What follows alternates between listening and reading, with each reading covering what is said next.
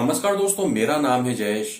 अगर आप सिर्फ 10th पास हैं और आपकी एज 18 साल से 25 साल के बीच में है तो ये वीडियो आपके लिए काफी कमाल का होने वाला है, काफी इंपॉर्टेंट होने वाला है अगर आपको सरकारी जॉब चाहिए। क्योंकि मैं अभी आपको एक ऐसी सरकारी वैकेंसी के बारे में बताने वाला हूँ, सिर्फ अगर आप 10th पास हैं तो सैलरी सुनकर आप झूम उठेंगे। सैलरी जो है 81,000 रुपीज यहाँ पर मिल रही है और जो जॉब निकल कर आ रही है, कहाँ से निकल कर आ रही है, इंडियन नेवी की तरफ से आ रही है। तो आप समझ सकते हैं कि कितना इंपॉर्टेंट ये वीडियो होने वाला है। तो अब मैं आपको लेकर आता हूं हमारे कंप्यूटर की स्क्रीन पे। तो यहाँ पर आप देख सकते हैं कहाँ से जॉब निकल कर आई है। Indian navy group C recruitment 2025। तो इंडियन नेवी ने ये जॉब निकाला है ग्रुप सी का अभी 2025 में। यहाँ पर ऑर्गेनाइजेशन क्या है, इंडियन नेवी है, पोस्ट नेम ग्रुप सी है। टोटल पोस्ट कितनी रखी गई है, 327 टोटल पोस्ट रखी गई है। और इसमें कोई भी आपसे हार्ड मतलब कोई एग्जाम आपकी कोई बहुत ज्यादा हार्ड नहीं होने वाली है। सिर्फ आपको अपना एक फिजिकल टेस्ट देना होता है और आपकी यहाँ पर जॉब आसानी से लग जाएगी। अब हम बात करते हैं वैकेंसी डिटेल के बारे में। तो यहाँ पर फायरमैन की है, फिर टोपास की वैकेंसी है और इसके अलावा आप ये देख सकते हैं सारी वैकेंसीज अवेलेबल है। तो यहाँ पर अप्लाई का मोड क्या रहेगा, सिर्फ और सिर्फ आप ऑनलाइन यहाँ पर अप्लाई कर सकते हैं।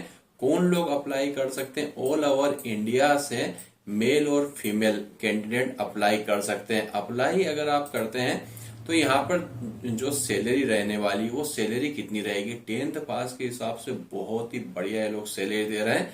मिनिमम जो सैलरी रहेगी 18,000 रहेगी और मैक्सिमम 81,000 रुपीज सैलरी रहने वाली। डिपेंड करता है कि आप कौन सी पोस्ट के लिए यहाँ पर सिलेक्ट होते हैं, तो उसके ऊपर सैलरी यहाँ पर डिपेंड करेगी।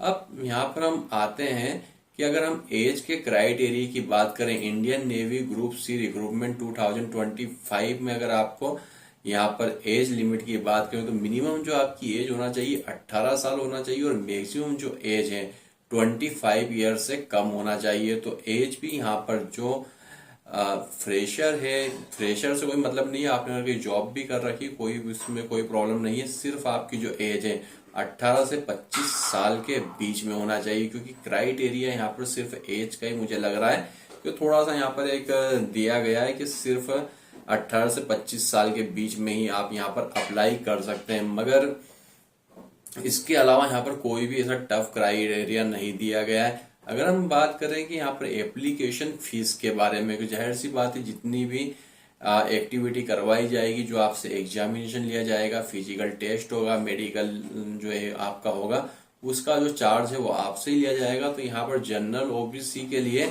अभी कोई भी फीस यहाँ पर डिसाइड नहीं की गई है कि कितनी आपसे फीस ली जाएगी। इसके लिए आपको इनका ऑफिशियल नोटिफिकेशन और वेबसाइट को देखना होगा। देन उसके बाद में एससी एसटी और पीडब्ल्यूडी इनके लिए भी कोई भी अभी फीस डिसाइड नहीं की गई है। अगर हम सिलेक्शन प्रोसेस की यहाँ पर बात करें तो सिंपल सा यहाँ पर राइटिंग एग्जाम, आपका रिटर्न एग्जाम यहाँ पर होने वाला है। रिटर्न एग्जाम में भी कोई ऐसा नहीं काफी टफ आपसे क्वेश्चन पूछ जाएंगे। सिर्फ जो 10th स्टैंडर्ड के तक के जो क्वेश्चन होते हैं वही आपसे पूछे जाएंगे।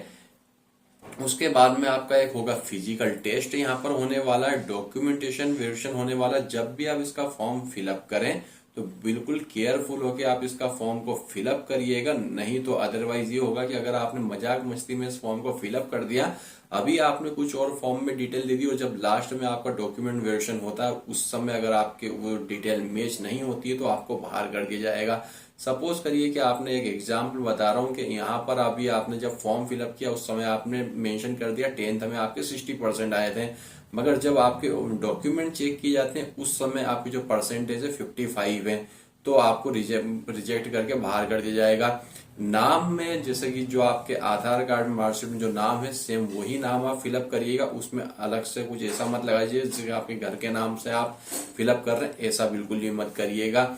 उसके बाद में यहाँ पर एक मेडिकल टेस्ट, अगर मेडिकल लिए आप यहाँ पर फिट है तो ही इस फॉर्म को फिलअप करिएगा, नहीं तो अदरवाइज अपने टाइम को आप यहाँ पर वेस्ट मत करिएगा। टाइम तो जाएगा, साथ में आपका मनी भी फॉर्म भरने में आपका वेस्ट होने वाला है। एजुकेशन क्वालिफिकेशन की बात करें तो सबसे अच्छी बात है कि सिर्फ ओनली 10th पास यहाँ पर कैंडिडेट मांगे गए हैं। इंपॉर्टेंट डॉक्यूमेंट आपको क्या चाहिए, तो पासपोर्ट साइज फोटोग्राफ चाहिए, कम से कम आप 4 रखिएगा, और अगर 20 के आसपास रख लेते हैं काफी अच्छी बात है।